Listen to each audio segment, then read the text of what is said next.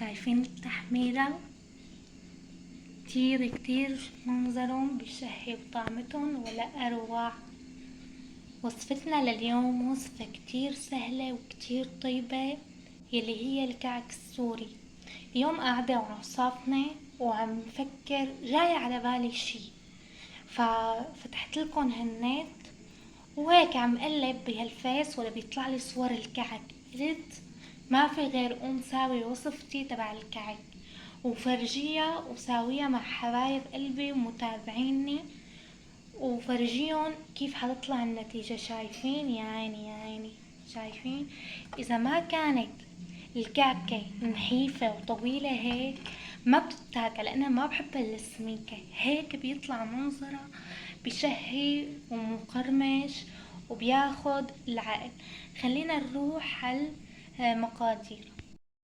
عندي المكونات، عندي نص كيلو طحين. عندي الخميرة بدنا معلقتين صغار. عندي 3 معالق سكر كبار، معالق أكل كبار، ظرفين حليب اختياري. أنا كتير بحب الحليب بقلب الكعك، يعني الحليب بيعطي طعم للكعك بتجنن.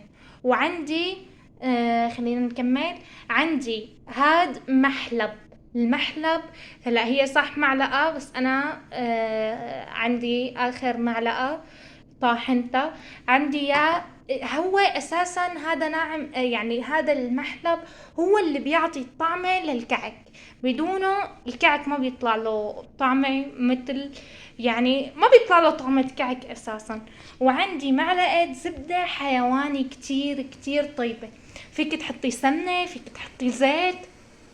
هلا هي كاسة مي كمان بدنا نحطها ونشوف اذا بدها كمان فاترة، لا باردة ولا سخنة، فاترة لازم تكون فاترة، يعني دافية شوي.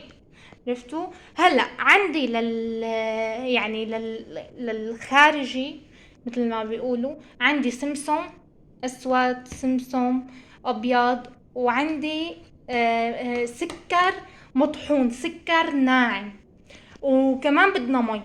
هلا رح نبلش بالتطبيق. خليني لكم على شغله قبل ما نروح على طريقه التحضير.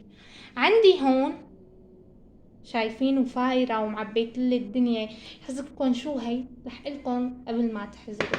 عندي هي كاس، حطيت معلقة الخميرة قلب كاسة، حطيت شوية مي، شوي يعني ابدا لهون هيك فيكم تقولوا المي شوي يعني شوي.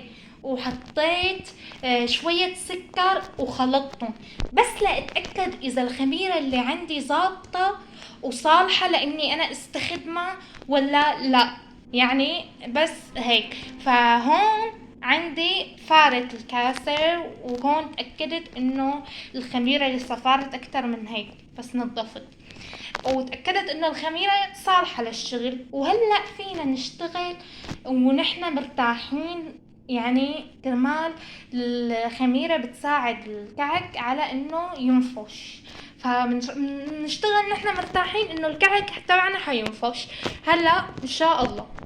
طبعا هلا حنروح على التحضير. يا جماعة انا الطحين عندي يعني مناخلته قبل ما استعمله، هيك افضل، هيك النتيجة بتجي افضل. هلا رح نبلش. اول شي بنحط معلقة السمنة الزبدة اللي عندي. هلا بنفرك الزبدة كتير منيح لحتى كلها تذوب مع الطحين. نبلش نضيف الحليب. طيب هلا حطينا الحليب بنخلطهم هيك مع عنا. هلا بنحط معلقة المحلب، طبعا اللي عندي معلقة اللي كانوا زايدين، وبنحط السكر 3 معالق اكل طبعا، وبنحط معلقتين صغار من الخميرة.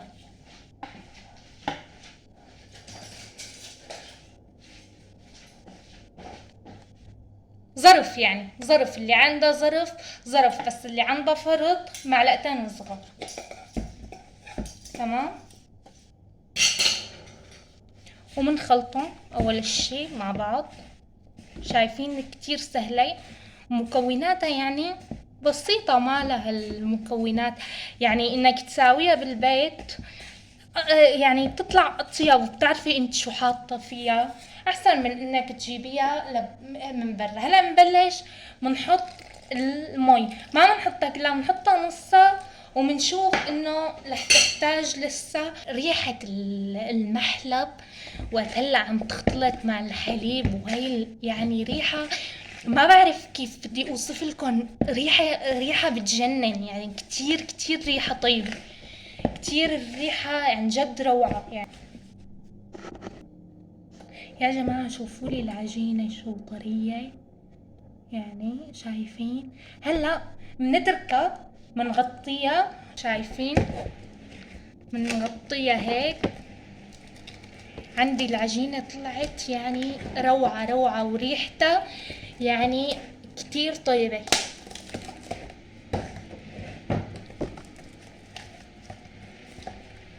مهم هلا ما تزبط، منغطيها من كل الاماكن، وانا لحطها بالفرن. انتي وين ما بدك مكان بتحطيها، بس انا ححطها، اخدها وحطها بالفرن لترتاح من النص ساعة لثلاث ارباع الساعة للساعة.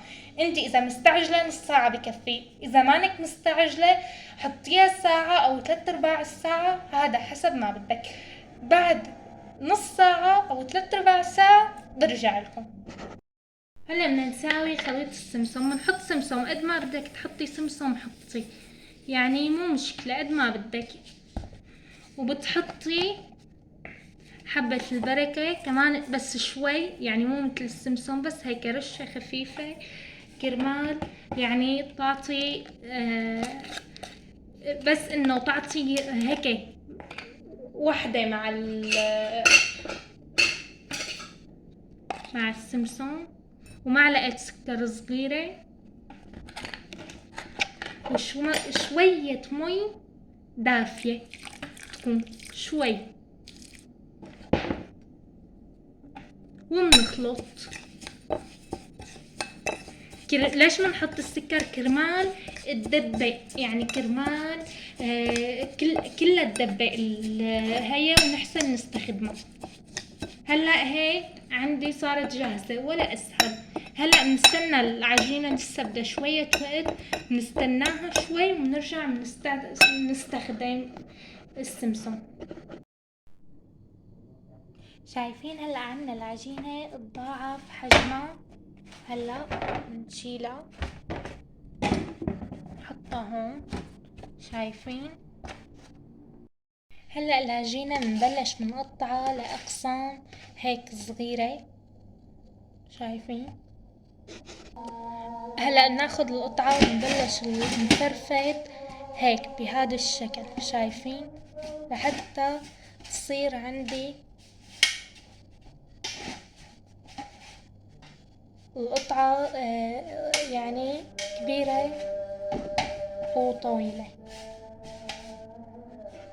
هلا بعد ما صارت عندي بهذا الشكل بنحط هيك عندي السمسم، بنجيبها هيك على السمسم، شايفين، ونحطها لتاخد من كل السمسم اللي عنا، شايفين، بهي الطريقة. ومنحطها على جنب ومنساوي اخواتها مثلها. وهلا هيك عنا صاروا جاهزين وساويتهم، وهلا بدنا ناخدهم على الفرن محمى شوي، يعني على حرارة اقل حرارة، بنحطهم لحتى يتخمروا شوي لنص ساعة. بعدين بنشيلهم بنشيلهم ونرد بنحطهم بالفرن. هي الخطوة كتير مهمة، كتير كتير مهمة. هلا بناخدهم بنحطهم بالفرن على حرارة الخفيفة كتير لنص ساعة. يعني انا محميته بتطفوه طبعا. وبعدين هي جماعة، يا جماعة شوفوا لي منظرهم ما احلى، شوفوا منظرهم شو طلع، يعني منظرهم كتير حلو. هلا صار فين صح هون كعكة من هون مثلا نحيفة من هون سمينة، بس ماشي الحال. هلا بتزبط على هي بعد ما ضلوا نص ساعة بالفرن. هلا بنقطعهم بالنص، شايفين بهذا الشكل، ومنرد منفوتهم على الفرن. شايفين حتى الصينية الثانية بنعمل نفس الشي، منفوتهم ومنرد على الفرن على حرارة 180 من فوق. بنحطهم من تحت، بنحط الصينية من تحت وبنستناها ربع ساعة لتصير، ومنرد ننزل الحرارة على 160 وبنتركها ربع ساعة كمان لحتى تنشف. هلا اول شغلة بدنا ناخد الصينية نكون محمينه قبل بربع ساعة، نحطها بالفرن ونحطها لمدة مثل ما عم قلكن لمدة ربع ساعة على حرارة 180. دايما نحطها لمدة كمان ربع ساعة على حرارة 160 لتنشف. يلا خلينا ناخدها ونروح على الفرن. وهي الصينية الثانية كمان بنساوي نفس الشي، بنقصها هيك بالنص وبناخدها على الفرن كمان نفس الشي، بس نستنى الاولى لتطلع. ايه يا عيني، شوفولي على هالتحميصة، شايفين؟ شوفولي من ورا، شوفوا ما احلاها طلعت وطعمة روعة. هلا رح سمعكم كيف بدها شوفولي هلا، شايفين؟ يعني ولا اروع. سمعتوا الطقة كيف؟ شايفين منظرها؟